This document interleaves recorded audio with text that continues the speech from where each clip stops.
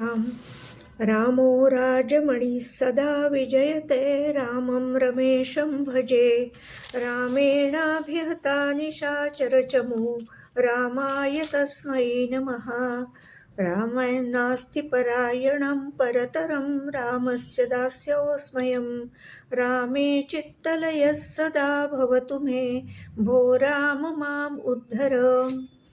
जय जय रघुवीर समर्थ। अयोध्याधीश प्रभु श्री रामचंद्र की जय।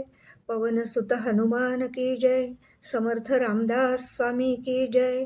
श्रोता वक्ता श्रीराम समर्थ। पुढचं नाव आहे 101 विभीषण स्थापन जय जय राम।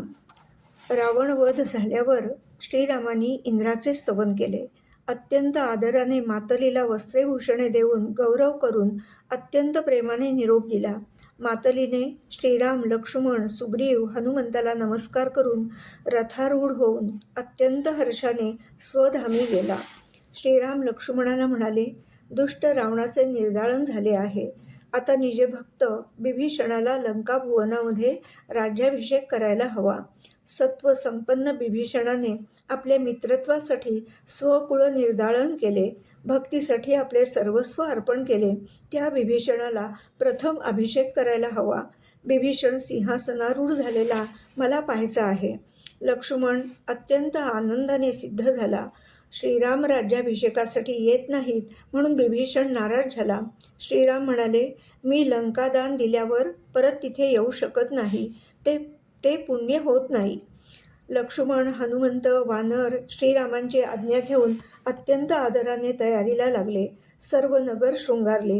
गुढ्या, मखरे, कुंकुमसडे, सप्त मृत्तिका घटातून सप्तसागराचे नीर आणले. बिभीषणाला सिंहासनावरती बसवले. अत्यंत मनोहर चिद्रत्नांचे अलंकार घातले. आभूषणे, उंची राजवस्त्रे, सुंदर फुलांच्या माळा घालून शृंगारले. वायुनंदनाने दीपावलीप्रमाणे सर्वत्र दीप लावले. सौमित्रानंदन वानरगणांनी ओवाळले. सुवर्णकुंभातून सहस्रधारा अभिषेक केला. लंकावासी दही, मधू, अक्षता, सुमने, दुर्वा, लाया घेऊन अतिप्रेमाने अभिषेक करू लागले. शरणागत बिभीषणाला स्वराज्य देऊन त्रैलोक्यामध्ये कीर्ती होईल म्हणून श्रीरामांनी आशीर्वाद दिला. श्रीराम सुरवरमोचन जय जय राम। बिभीषणाचा राज्याभिषेक झाल्यावर पशुपती म्हणजे शंकर रघुनाथाला म्हणाले, रावणाचा वध झाला, खरोखर भाग्य फळाला आले. त्या दुरात्मा रावणाने सर्व सुरवरांना बंदिवासात घातले होते. तुझ्यामुळे ते बंदिवासातून मुक्त झाले. सर्वत्र आनंदी आनंद झाला. श्रीराम जानकी सुखकर जय जय राम। सीतेला पळवून नेले. देव बंदिवासात घातले. दुष्ट प्रवृत्ती समजावून सुद्धा जात नसेल तर रामाला संहारासाठी अवतार धारण करावा लागला. रावण वध झाला. देव बंदिवासातून मुक्त झाले. पण अजून राम सीतेची भेट झाली नाहीये. बिभीषण श्रीरामांना भेटायला येतो. श्रीरामांना लोटांगण घालून म्हणतो, ज्यासाठी आपण वनवासाचे दृढवत व्रत स्वीकारले ते कार्य संपूर्ण झाले आहे. आता त्याचे विसर्जन करावे. सौमित्र अन्नाविण उपवासी आहे.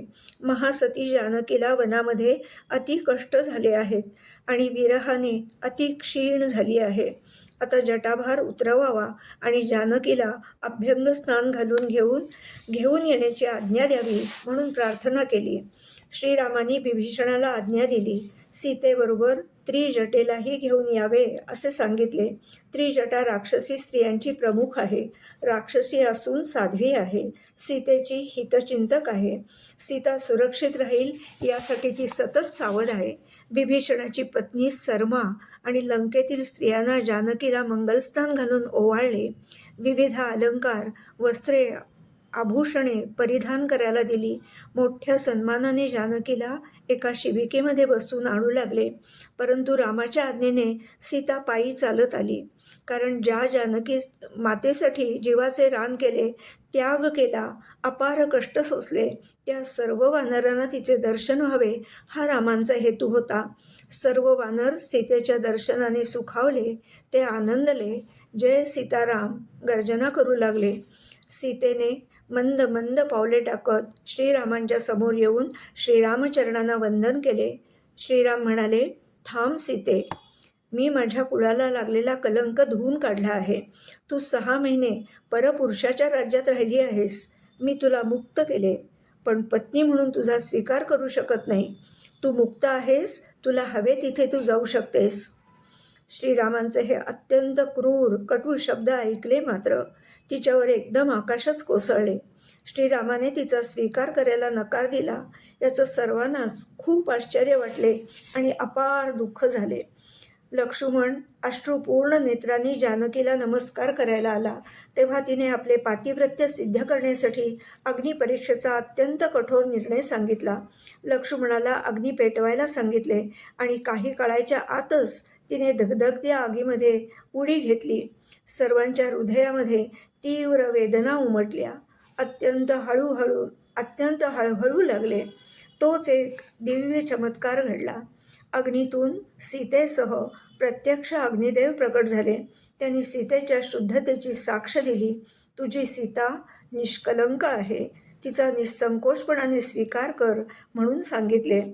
सर्व देवदेवता, सुरवरांनी, वानरांनी राम सीतेवरती पुष्पवृष्टी केली. सर्वजण मोठ्यांदा जानकी वल्लभ प्रभू श्रीरामचंद्र की जय अशी गर्जना करू लागले. श्रीरामाने तिचा स्वीकार केला.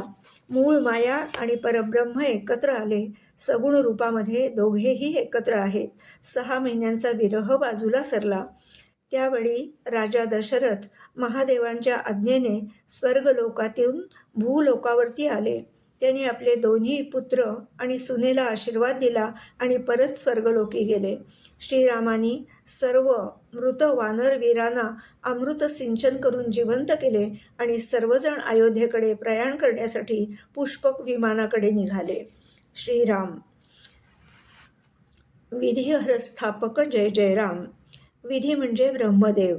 रावणाचा वध झाल्यावर सर्व देव, सुरगण, ऋषी, मुनी, सिद्धगणांनी श्रीरामांची स्तुती करून पुष्पवृष्टी केली. अमंगलाचा नाश झाला.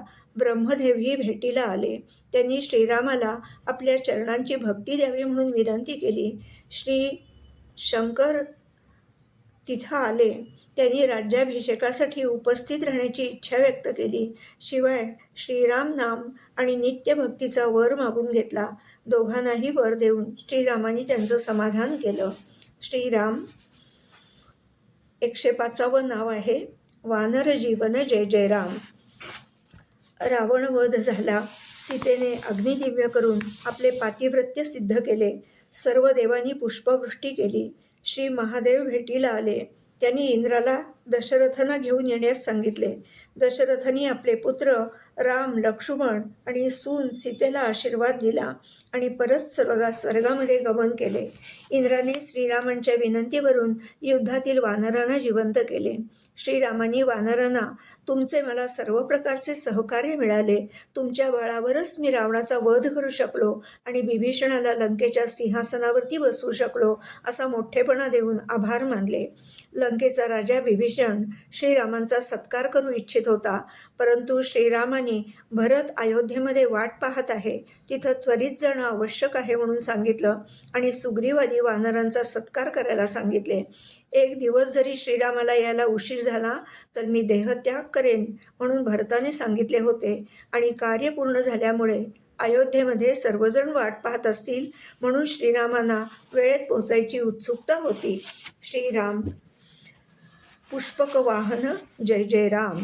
अयोध्येमध्ये जाण्यासाठी विश्वकर्मा आणि बिभीषण पुष्पक विमान घेऊन आले. श्रीरामांना लोटांगण घालून हात जोडून उभे राहिले. वाल्मिकी वर्णन करतात, कोट्यानुकोटी सूर्य आकाशामध्ये प्रकाशले तर त्याचे अत्यंत दिव्य तेज जसे दिसेल तसे विमान दिसत होते. विमानावरती श्रीरामांची दृष्टी पडताच दिव्य तेजाने दैदिप्यमान लखलखित दिसू लागले. ते पाहता श्रीराम अतिशय प्रसन्न झाले. अत्यंत प्रीतीने बिभीषण आणि सुग्रीवाला म्हणाले, सर्व वानरसेना पुढे बसवावी. ते ऐकताच वानरगण तटस्थ झाले आणि म्हणाले, हे विश्वाचा विश्वात्मा श्रीरामा, मर्कटांना विमानांची काय आवश्यकता? वानर आकाशातून मार्ग काढू शकतात, पण तुम्ही वानरांना मान देऊन स्वभक्त महिमा वाढवलात. सर्व वानर अति आनंदानं उड्या मारू लागले. वानरनाथ सुग्रीव राजा, युवराज अंगद, सेनापती नीळ, प्रधान जांबवंत महामती, सुबुद्ध वैद्यराज सुषेण इत्यादी सर्वजण आनंदभरीत होऊन नाचू लागले आणि रघुनाथांना नमस्कार करून विमानात आरूढ होण्यासाठी जाऊ लागले. श्रीरामांनी बिभीषण, माता कैकसी, त्रिजटा यांची आज्ञा घेऊन विधियुक्त विमानाचे पूजन करून प्रदक्षिणा घातली आणि विमानारोहण केले. हे विमान कुबेराचे होते. विमान प्रचंड मोठे असून विमानावरती सोन्याचे काम केलेले होते. आत बसण्यासाठी रत्नांच्या खुर्च्या होत्या.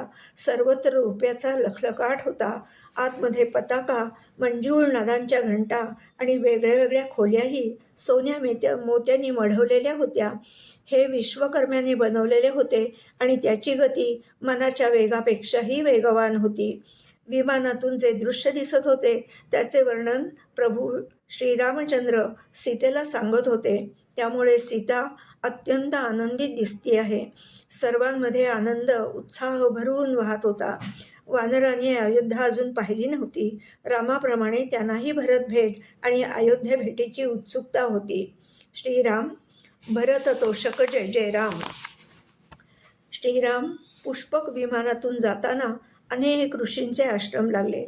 वनात जाताना ज्या ऋषींच्या आश्रमाला भेटी दिल्या होत्या त्या स्मृती जाग्या झाल्या. राम, लक्ष्मण, सीता तिघेही त्यामध्ये रमले होते. अधूनमधून वानर श्रीराम नामाची गर्जना करत होते. श्रीराम मात्र आता 14 वर्षे पूर्ण झाली आहेत. मर्यादेचे उल्लंघन झाले तर माझ्या वियोगाने भरताला अतिचिंता आणि काळजी वाटून तो देहत्याग करेल असं म्हणून हनुमंताला बोलावून घेतले आणि त्याला सांगितले, तू अयोध्येला पुढे जावे. आपल्या सर्वांची आगमन स्थिती सांगावी. पुष्पक विमानातून सर्व वानर, बिभीषण वगैरे सर्व येत आहेत. तसेच वनातील समाचार, रावणवध, बंधमुक्त केलेले देव असे सर्व सांगावे. हे ऐकून भरताची मुद्रा कशी होते ते लक्षपूर्वक पहा. तो जर राज्यात आणि राज्य उपभोग घेण्यात रमला असेल तर राज्य त्यालाच करू देत. तसेच वाटेत शृंगवेरपूर नावाचे नगर असून तिथे आमचा जिवलग मित्र गुहकाला सत्वर भेटून आमचे आगमन सांगावे. हनुमंताने पुनरागमनाची वार्ता गुहकाला सांगताच गुहकाचा आनंद गगनामध्ये मावेना. ते दोघे भरताकडे आले. 14 वर्ष पूर्ण होऊन दिलेल्या मुदतीत श्रीराम आले नाहीत म्हणून भरत अग्निकाष्ठ भक्षण करण्याच्या तयारीत होता. तोच हनुमंताने त्याला थांबवले आणि रघुनाथाच्या आगमनाची आज्ञा दिली. भरताने दूताकरवी श्रीरामांच्या आगमनाची वार्ता अयोध्येमध्ये पाठवली. शत्रुघ्नाला सारी नगरी शृंगारण्यास सांगितले. सर्व गुरुजन, अयोध्यावासी, राजमाता श्रीराम येण्याच्या वाटेकडे डोळे लावून बसले. भरताने श्रीरामांच्या प्रमाणेच व्रतस्थ राहून कंद, मुळं, फळं असे भक्षण करत मुनिवेश धारण केला होता. पुष्पक विमानातून सर्वजण उतरले. रामाने विमान परत पाठवून दिले. केवढी निस्पृहता! स्वतः लक्ष्मण, सीतेसह बिभीषण, गुहक, नळ, नीळ, जांबुवंत, सुषेण वैद्य प्रधानांसह सर्व वानर भरताला भेटायला आले. राम, लक्ष्मण, भरत, शत्रुघ्न सर्वांचे एकच रूप, ठाण मान पाहून सर्व वानरांना आश्चर्य वाटलं. प्रत्येकाला हाताला धरून रामाने भरताची भेट घडवली. सर्वांनी एकमेकांना नमस्कार केले. श्रीरामांनी भरताला कडकडून मिठी मारली. ते दृश्य पाहून सर्वांच्या डोळ्यामध्ये आनंदाश्रू आले. अपूर्व आनंद झाला. भरतासह सर्वांना अयोध्येकडे प्रयाण केले. नगरवासियांनी गुढ्या, तोरणे, रांगोळ्या, मंगलवाद्ये वाजवून स्वागत केले. भरताने व्रतस्थ राहून सांभाळलेले राज्य श्रीरामांच्या स्वाधीन केले. वचनपूर्तीचा आणि कर्तव्यपूर्तीचा आनंद भावंडांच्या चेहऱ्यावरती ओसंडून वाहत होता. रामभक्ती आणि बंधुप्रेमाचा आदर्श उत्तम उदाहरण म्हणून भरताकडे पाहिले जाते. श्रीराम शरयू वासिन जय जय राम. शरयू नदीचे महत्त्व ऋग्वेद काळापासून आहे. मत्स्य पुराणात आणि रामायणात 24व्या सर्गामध्ये शरयू नदीचे वर्णन येते. शरयू नदी ही अत्यंत पवित्र मानली जाते. गंगा, यमुना, गोमती आणि शरयू नदीचे उगमस्थान कैलास पर्वत मानले जाते. परंतु भौगोलिक कारणामुळे ती सध्या कैलास मानस सरोवरामध्ये गुप्त झाली आहे. पूर्वीच्या काळी सर्वांचेच जीवन नदीशी निगडीत होते. रोजचे स्नान, सूर्योदय, सूर्यास्ताला नदीच्या पाण्याने अर्घ्य दिले जायचे. पिण्यासाठी नदीच्या पाण्याचाच वापर केला जायचा. अयोध्येतील नगरवासियांचे नदीशी एक अतूट नाते आणि स्नेहबंधू शरयू नदीशी होता. गोस्वामी तुलसीदास यांच्या रामचरितमानसमध्ये शरयू नदीचे वर्णन येते. राम जन्मभूमी अयोध्येमधून शरयू नदी वाहते. श्रीरामांच्या सह लक्ष्मण, भरत, शत्रुघ्न अनेकांनी शरयू नदीमध्ये आपल्या अवतार कार्याची समाप्ती केली, म्हणून तिचे जल पूजाविधी करताना वापरले जात नाही. श्रीराम. अयोध्याधीश जय जय राम. श्रीरामांचा 14 वर्षाचा वनवास पूर्ण झाला. वनवासात असताना असुर, दुष्ट, दुर्जन शक्तीचा अमंगलाचा नाश केला. बंदिवासातून 33 कोटी देवांना बंदिवासातून मुक्त केले आणि प्रभू आनंदाने अयोध्येला परतले. तेव्हा श्रीराम पादुका चित्रकूट पर्वतावरून घेऊन भरत परत आला होता. तेव्हापासून भरत नंदीग्राममध्ये तपस्वी जीवन जगत श्रीराम राज्यकारभार करू लागले. त्यावेळी श्रीरामांनी आदर्श पद्धतीने राज्यकारभार कसा करावा, राजधर्माचे पालन कसे करावे, त्याबरोबरच चारित्र्याचे रक्षण करावे, रागद्वेष सोडून ईर्ष्या-द्वेष यापासून दूर राहा, घराण्याचा अभिमान बाळगू नकोस, हाच खरा धर्म आहे असे सांगितले होते. भरताने रामाच्या आज्ञेचे तंतोतंत पालन केले. श्रीरामांच्या पादुका सिंहासनावरती ठेवून स्वतःला रामाचा सेवक म्हणून उत्तम राज्यकारभार केला. राज्याचा विस्तार झाला. श्रीराम परत आले आहेत. तुमची अमानत तुम्हाला परत करत आहे. आपणाला पाहून मी धन्य झालो. आपले राज्य आहे, आता आपण सांभाळावे असे म्हणून भरताने रामचरणी सुपूर्त केले. अत्यंत निस्पृहपणे श्रीरामाचे राज्य म्हणून चालवले. भरत कृतार्थ झाले आहेत. 110वं नाव आहे राज्याभिषिक्त जय जय राम. पितृवचनाप्रमाणे 14 वर्ष वनवास संपवून अवतार कार्यातील महत्त्वाचं कार्य रावणवध आणि देवांची बंधनातून मुक्तता करून श्रीराम अयोध्येला परत आले आहेत. भरताने अत्यंत निस्पृहपणे सांभाळलेले राज्य श्रीरामांच्या स्वाधीन केले आहे. अयोध्येतील ज्येष्ठ मंडळी, गुरु वशिष्ठ ऋषी, भरत, शत्रुघ्न, सुमंत प्रधान सर्वांनी एकमतानं श्रीरामाला एका सुमुहूर्तावरती राज्याभिषेक करण्याचे ठरवले. रघुनंदनाला पाचारण करून पितृआज्ञेप्रमाणे आपण आता राज्यकारभार करावा. सर्वांना राज्याभिषिक्त रघुनाथाला पाहण्याची इच्छा आहे. आपण स्वधर्माचे पालन करून या धरेला आनंद द्यावा म्हणून विनंती केली. श्रीराम, मी गुरु आज्ञेचे उल्लंघन करणार नाही म्हणताच सर्वांना राजमाता, सौमित्र, भरत, शत्रुघ्न, बिभीषण, गुहक, हनुमंत, नळ, नीळ, जांबुवंत आदी करून सर्वांना आनंद झाला. वाद्ये वाजवून जय जयकार करून आनंद व्यक्त करू लागले. गुरु वशिष्ठांनी गुरुपुष्य नक्षत्र, अमृतसिद्धी योग, प्रभात समयीच्या सुमुहूर्तावरती राज्याभिषेक करण्याचे ठरवले. सारी अयोध्या सजली. रत्न जडित हेमकुंड कुंभातून 4 समुद्राचे पाणी वानरांनी आणले. लक्ष्मण, भरत, शत्रुघ्नांनी वशिष्ठ ऋषींना वंदन करून आपणच सद्गुरूंच्या हस्ते रामाला अभिषेक करावा, त्यामुळे श्रीरामाला अक्षय राज्य प्राप्त होईल म्हणून प्रार्थना केली. गुरु वशिष्ठ सुखावले.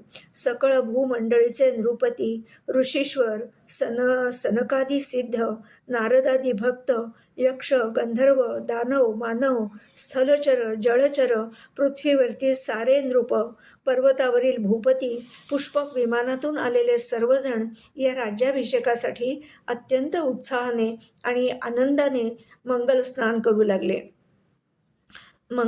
करून आले.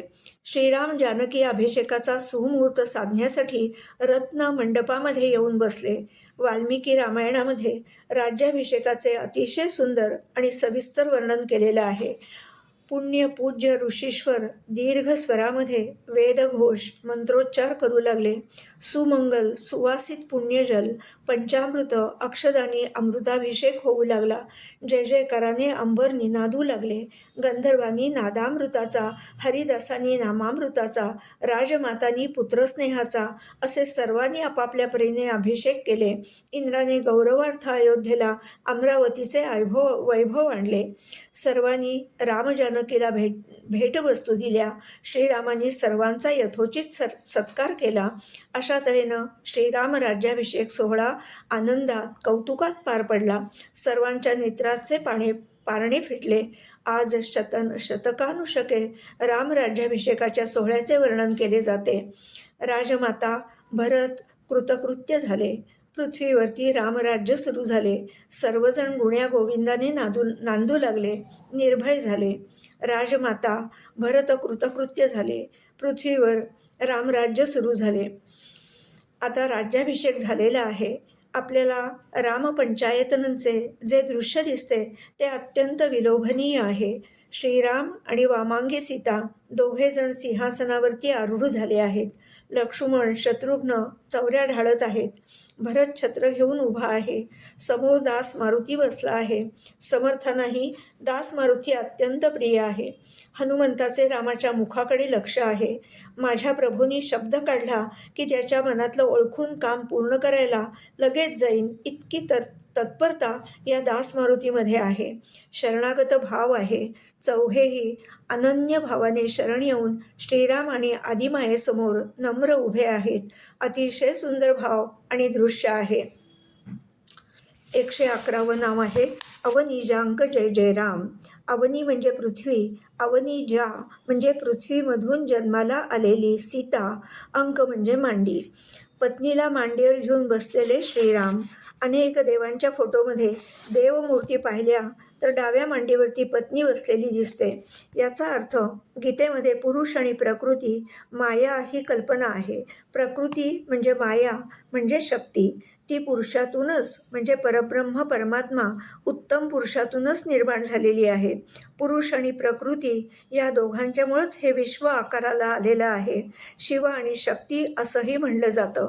आपल्याकडे बहुतेक देव शिवशक्तीसह दाखवलेले असतात. अर्धनारी नटेश्वर म्हणून प्रसिद्ध आहे. देव या शब्दाची व्याख्या तुकडोजी महाराज अशी करतात. ओम नमोजी विश्वचालका जगद्वंद्या ब्रह्मांड नायका आपणजी झाला धराधर अणुरेणुतुनी करीशी संचार. देव हा शब्द दिव म्हणजे प्रकाशणे, प्रकाशित होणे. देव म्हणजे अव्यक्त निर्गुण निराकार असून हे सर्व विश्व त्रैलोक्य अत्यंत बिनचूकपणे चालवणारा विश्वनियंता. ईश्वराची स्वयंभू शक्ती ही कल्पना सगुण मूर्तीमधून दाखवताना त्याच्याच मांडीवर बसली आहे म्हणजे त्याचीच शक्ती अंगभूत आहे अशी दाखवलेली जाते. देव म्हणजे ऊर्जा. सर्व शरीरांना विश्वाला मिळणारी ऊर्जा ही पॉझिटिव्ह असते. प्रसन्नता, समाधान, सुख, आनंद मिळतो. देवाचे आविष्करण शक्तीशिवाय नाही. शक्तीशिवाय सामर्थ्य नाही, तेज नाही. म्हणून सगुण रूपात देव दाखवताना हातामध्ये शस्त्र, धनुष्य, तलवार, त्रिशूल, परशु, पाश, गदा, खड्ग, भाला असा मूर्तीमध्ये दाखवलं जाते. ईश्वर परित्राणाय साधूनाम विनाशाय च दुष्कृताम या कार्यासाठी अवतार घेतात ते शिवशक्तीसह. श्रीराम जय जय रघुवीर समर्थ.